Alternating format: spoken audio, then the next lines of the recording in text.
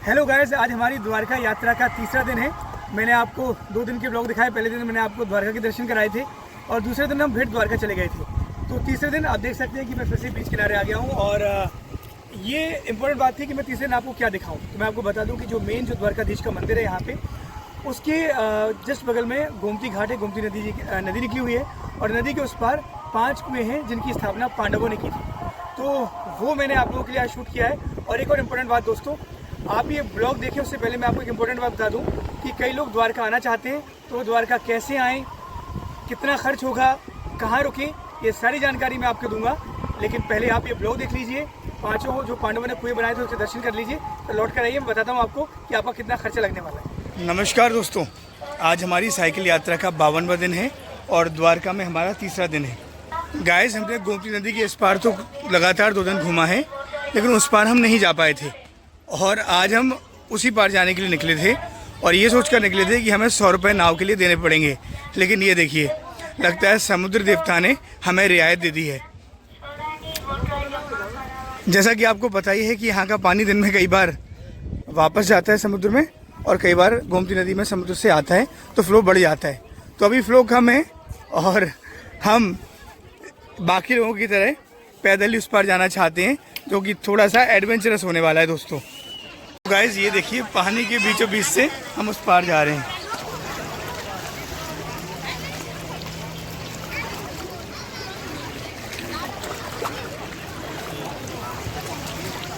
पहले गाइस मैं सुबह सोच भी रहा था, मतलब एक दिन पहले, कि ये जो रस्सी लगी हुई है इस पार से उस पार, तो मैं रस्सी को पकड़ के तैरते हुए जाऊंगा, क्योंकि तैरना मुझे आता है और सपोर्ट के लिए रस्सी काफ़ी थी।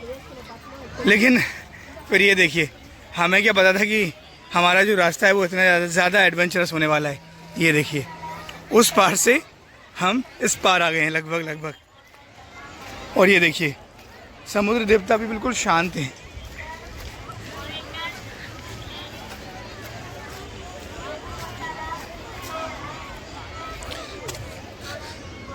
गाइस, अच्छी बात यह कि मेरे शूज़ की ग्रिप बहुत अच्छी है। तो ये ट्रैकिंग शूज़ हैं और मैंने लिए भी इसी वजह से थे कि हम साइकिलिंग कर रहे हैं, कई बार कच्चे पक्के रास्तों पे चढ़ना हो तो कई वगैरह भी जमा थी, लेकिन काफ़ी इफ़ेक्टिव शूज़ हैं, सो ज़्यादा दिक्कत नहीं हो रही है।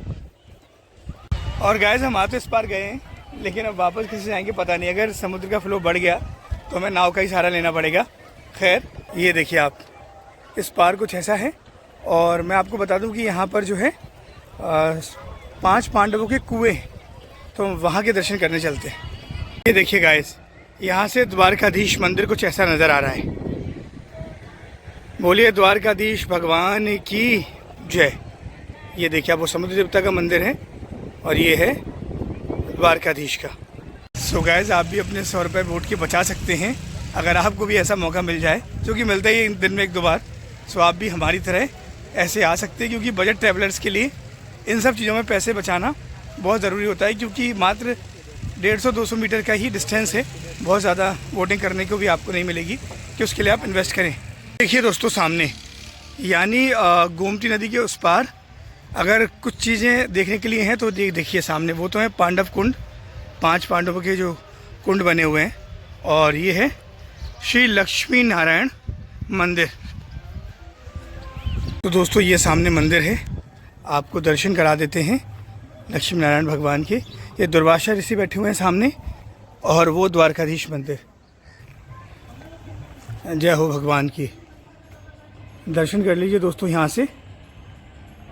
तो गाइस, ये देखिए, ये है पंचनद तीर्थ, यानी ये 5 कुंड हैं पांडवों के। ये देखिए आप, ये पहला कुंड देखिए, इसमें पानी है और कहते हैं कि इन पंचकुंड में स्नान करने से बहुत ही ज़्यादा पुण्य की प्राप्ति होती है। ये देखिए, ये अंगिरा ऋषि इस पर लिखा हुआ है। ये देखिए आप, इसमें भी देखिए पानी भरा हुआ है नीचे तक। और ये कुशावती तीर्थ है, अत्रि ऋषि का ये कुंड बताया जा रहा है।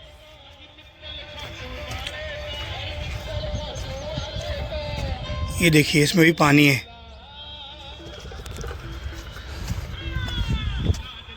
पानी बहुत भरा हुआ है दोस्तों यहाँ पे, और ये कुंड में जो है पानी जो है वो बाबा जी की डोलची रखी हुई है, वहाँ से पानी निकलता है।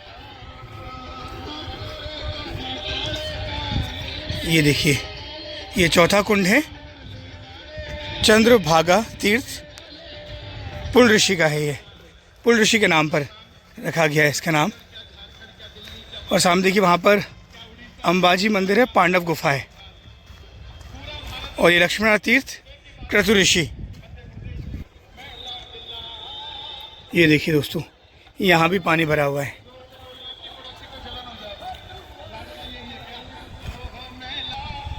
दोस्तों, जब आप ब्रिज के इस पर आते हैं तो यही आपको पुण्य देने वाले ये 5 कुंड हैं जिनके आप दर्शन कर सकते हैं, स्नान भी कर सकते हैं, इस जल को पी भी सकते हैं। गाइस, आप ये जो 5 कुएं आपने देखे, इनके पीछे प्राचीन कहानी है। और वो कहानी कुछ ऐसी है कि पांडव जब जुए में सब कुछ हारने के बाद आए थे तो उन्होंने इसी स्थान पर, यानी गोमती नदी के घाट के इस किनारे पर उन्होंने जो है वो तपस्या की थी।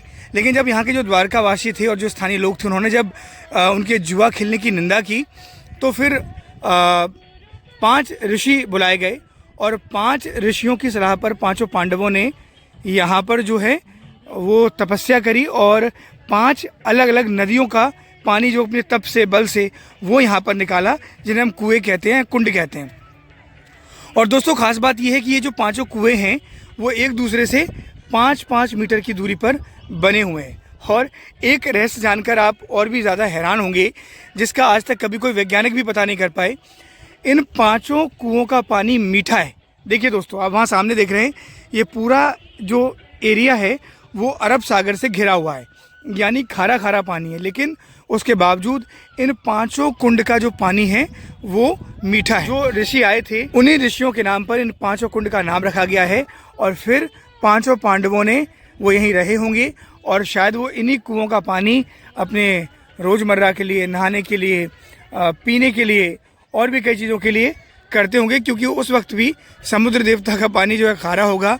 और मीठे पानी की समस्या को दूर करने के लिए अपनी तपस्या से उन्होंने 5 कुंडों का निर्माण किया था। और ये देखिए दोस्तों, यानी गोमती नदी के इस पार, इस घाट पर ये बड़ा सुंदर बीच भी है दोस्तों। देखिए, काफ़ी लंबा सुंदर सा ये बीच है जहाँ पर लोग फुल एंजॉय कर रहे हैं। एक बीच इधर है दोस्तों और एक बीच उस साइड है। तो गाइस, गोमती नदी के इस पर आने के लिए आप 3 चीज़ें देख सकते हैं, एक लक्ष्मी नारायण मंदिर, 5 पांडवों के कुंड यानी कुएं और ये सुंदर सा बीच। इधर आना पूरी तरह वर्थ इट है दोस्तों। अगर आपको मेरी तरह ऐसे गोमती नदी का पानी थोड़ा खाली मिल जाए तो आप वॉक करते हुए आ सकते हैं, एडवेंचरस जर्नी। नहीं तो आप 100 रुपये की फेरी ले सकते हैं आने और जाने की। अभी जो पानी का फ्लो है वो समुद्र देवता की तरफ को है और 1-2 घंटे में ये फ्लो पूरा वापस गोमती नदी की तरफ आ जाएगा और ये पूरा एरिया भर जाएगा। गाइस, एक बात मैं आपको और दिखाना चाहता हूँ। आपने बनारस में देखा होगा कि मणिकर्णिका घाट के में जो है लोगों के शव जलते हैं, यानी लोग जो है पंचतत्व में विलीन हो जाते हैं। ठीक ऐसा ही द्वारका में भी है। ये देखिए, मंदिर के थोड़ा सा आगे ये चिता जल रही है और ये देखिए, ये समंदर देवता में यही पूरी ये भस्म जो इनकी जो शरीर त्याग देते हैं, उसके बाद ये देखिए आपको लकड़ी दिख रही होगी जो कि अभी बुझी भी नहीं है, उसे इस तरीके से समुद्र में शांत कर दिया जाता है। पांडवों के जो कुएं का कितना ज़्यादा महत्व है द्वारका में। और अब मैं आपको ये बताने वाला हूँ कि आप द्वारका कैसे आ सकते हैं। सो गाइस, द्वारका के लिए बेस्ट कनेक्टिविटी है। ज़्यादातर जो हमारे व्यूअर्स हैं, अगर आप फ्लाइट से आना चाहते हैं तो जामनगर सबसे पास में एयरपोर्ट है। लेकिन मैं जानता हूँ कि ज़्यादातर लोग बस या ट्रेन से ट्रैवल करते हैं। सो बेस्ट ये है दोस्तों कि अगर आपके शहर से अगर ट्रेन की कनेक्टिविटी द्वारका में डायरेक्ट है तो आप डायरेक्ट द्वारका तक की ट्रेन ले सकते हैं। अगर नहीं है तो अहमदाबाद, जो कि सबसे बड़ा शहर है गुजरात का, आप अहमदाबाद ले सकते हैं ट्रेन, और अहमदाबाद से फिर द्वारका के लिए ट्रेन जो दिन में कई सारी ट्रेन आती हैं, तो यहाँ पा सकते हैं। अब तो दोस्तों बात करते हैं यहाँ रहने की। सो आपको 500 रुपये से लेकर 1000, 1500, 2000 जैसे आप लग्जरी में जाएंगे तो आपको रूम्स मिल जाएंगे। और सबसे ज़्यादा अच्छी बात यह है दोस्तों कि द्वारका में आपको बहुत सारी धर्मशाला मिल जाएगी जो कि मंदिर के आसपास ही है। ये आपकी रहने की समस्या खत्म होगी। अब दोस्तों बात करते हैं आगे खाने पीने की। अगर आप बाहर खाना खाते हैं तो आपको 100 रुपये में गुजराती, काठियावाड़ी या कई तरह की थालियाँ मिल जाती हैं। लेकिन जो खाने का बेस्ट ऑप्शन है और मैं आपको एडवाइस करूँगा वो है मंदिर प्रशासन की ओर से बनाया गया भोजनालय, जहाँ पर सिर्फ 30 रुपये की पर्ची कटती है और वहाँ पर आप लंच और डिनर दोनों कर सकते हैं। यानी 30 रुपये देकर लंच कर सकते हैं और फिर से 30 रुपये देकर आप डिनर कर सकते हैं। अब दोस्तों बात करते हैं कि जब आप द्वारका आ जाएंगे, द्वारका से बेट द्वारका आप कैसे घूमें। तो गाइस मैं आपको बता दूं कि टूरिस्ट जो यहाँ का जो प्रशासन है उसकी तरफ से 130 रुपये पर हेड बस जाती है, जो आपको बेट द्वारका और नागेश्वर टेम्पल घुमा के ले आती है। इसके अलावा आप यहाँ पे पर्सनल ऑटो भी कर सकते हैं, जो कि 1000 से 1200 रुपये में हो जाएगा। उसमें 4 से 5 लोग जा सकते हैं और ट्रैवल करके लौट सकते हैं। और गाइस सबसे खास बात यह है कि द्वारका बहुत ही सुंदर सा एक टापू है। आप मेरे पीछे देख पा रहे हैं, यहाँ पे मंदिर के पास में ये बीच है, गोमती नदी है। गोमती नदी से आप पैदल जब पानी उतर जाए और जब पानी है तो नाव से उस पार जा सकते हैं, पांडवों के कुएं देख सकते हैं और साइड में एक बड़ा बीच है, वहाँ नहा सकते हैं। तो ओवरऑल आप इंजॉय कर सकते हैं। मैं तो यही कहना चाहता हूँ कि यहाँ पे खर्चा कुछ भी नहीं है दोस्तों, और कन्हैया द्वारकाधीश आपको बहुत कुछ देने वाले हैं। तो बोलिए द्वारकाधीश भगवान की जय।